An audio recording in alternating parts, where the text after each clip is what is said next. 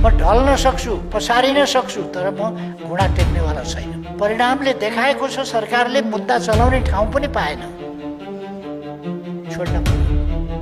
त्यस यता सरकारको आधा काम अर्थकोला, आधा काम केपी ओली र रमेश लेखकलाई फसाउनै पर्छ, ठाउँ खोज भनेर कहिले के खोजिया छ, कहिले के खोजिया छ, कहिले के खोजिया छ। खोज्न सकेन मात्र पुलिस सरुवा गरेका छ, एक ठाउँ पुलिस सरुवा गरेका छ, खोज्न सकेन, फसाउन सकेन। तर म भन्न चाहन्छु, मैले पहिले पनि भनेको छु,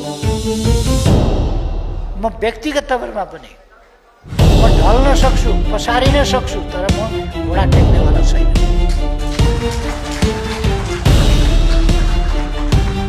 मेरो शिर काटिन सक्छ, तर मेरो शिर झुक्नेवाला छैन, म हात उठाउनेवाला छैन। म अन्याय अत्याचारका विरुद्ध देश र जनताको पक्षमा लड्नका लागि 60 वर्ष अगाडि सङ्कल्प गरेर राजनीतिमा हिँडेको हुँ। त्यो सङ्कल्प मेरो अहिले अलिकति पनि कमजोर भएको छैन, अझ बलियो।